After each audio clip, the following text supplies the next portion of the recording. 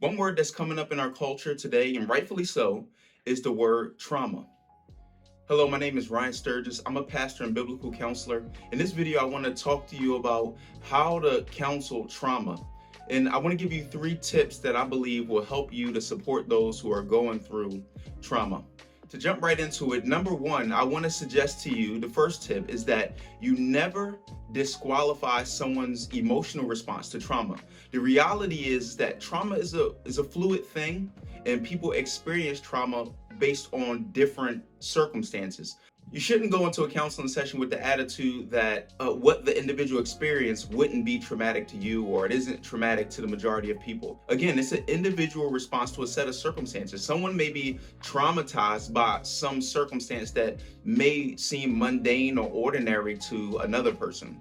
You want to give the person space and the liberty to express to you how they feel about the scenario. More often nowadays, individuals can be traumatized by something they see in the news. It could be off at a distance. There's many tragedies that are going on that we're aware of because of the media and the internet and things like that. We have access to more information. So you don't want to disregard the fact that someone could be traumatized by something that they've heard on the news or saw on the news and experience it as if they were there themselves. Obviously, there's degrees of intimacy with things that happen, but you don't want to disregard the person's emotional response to something they see or perceive or read about that is traumatizing to them.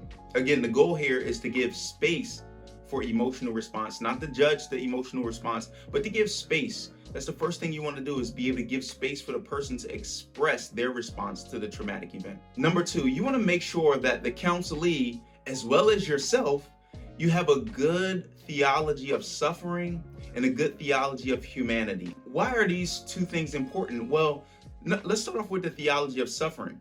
A good theology of suffering is going to help you to understand from a biblical perspective the role that suffering plays in the life of a believer. You want to be able to express to the counselee that suffering isn't unique to them. You want to express to them that suffering is a common occurrence in humanity. You want to express to them that God may not be the author of their suffering, but he's able to utilize their suffering, Romans 8:28 and 29, for his glory. And so you want to have a good theology of suffering to be able to walk the person through the pain that they're experiencing.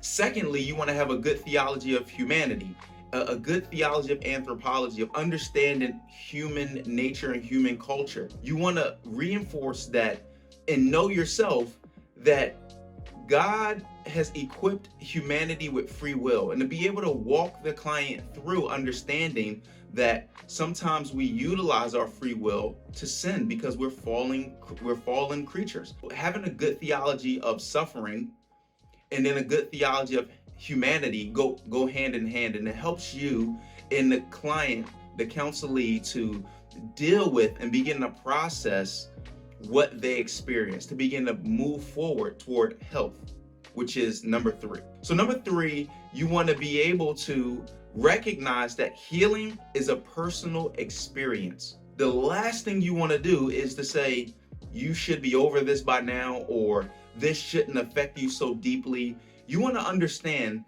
that when you're counseling someone dealing with trauma, that their recovery and healing is going to be individual to them and their relationship with Jesus. You can't force them to heal quicker than they are willing to be healed, and investigating their healing and inquiring of God and submitting to God. All these things are very important when it comes to healing. You want to make sure that you aren't pushing or pulling or allowing them to do it to themselves. The last thing you want to do is to encourage your client or the counselee to say, I should be doing this, I should be better, I should be. You can't mature your way out of hurt.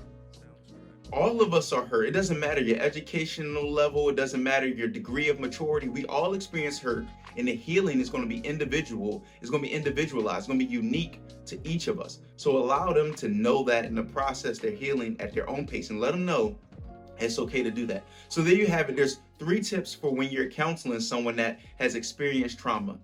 So The mission of At the Fountain is to teach the Bible and train in the faith. Our goal is to equip you for the work of ministry, in particular, soul care ministry. If you find tips like these helpful, do me a favor, support the work by subscribing to the channel and sharing the video. Thanks.